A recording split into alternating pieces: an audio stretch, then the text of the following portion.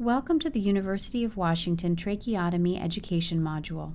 In this video, we will discuss how to change trach ties on a tracheotomy tube.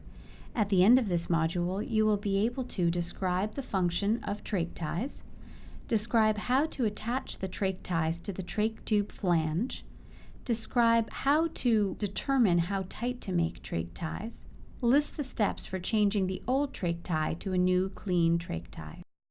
The trach tube tie is a fabric band that secures the trach tube in place in the neck. This band prevents the trach tube from falling out with activity or with coughing, and also keeps the trach tube in the correct position in the trachea or airway. This is a common trach tie. It has Velcro tabs on the sides for attachment to the trach tube, and also a Velcro tab in the back to help control how tight the tie is around the neck. There are a variety of different trach ties, but they all function in a similar manner. Some individuals do not like the Velcro and just use a ribbon or string to secure the trach. This is how the tie is attached to the trach. The flat plate around the trach tube is called the flange. The flange of the trach has a hole on each side to secure the tie. The flange is also a useful area that allows the patient or a helper to hold the trach tube in place during manipulation.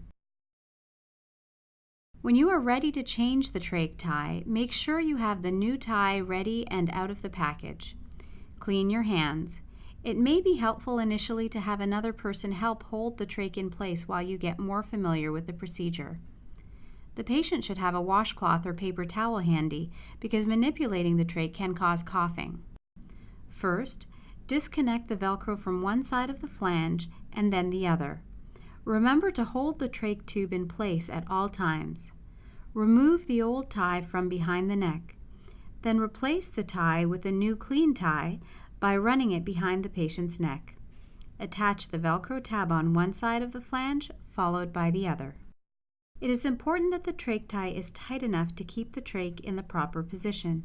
If the trach tie is too loose, the trach can easily become dislodged with coughing or movement and can enter a false passage in front of the trachea. In general, it should be secured tightly so that only 2 fingers can fit under the tie. It is personal preference how often you change your trach tie. Some people like to change the tie every time they clean their trach tube, and others change it only on a weekly basis. Often a trach tie is changed when it becomes soiled. In this module, we discussed how to change trach ties on a tracheotomy tube.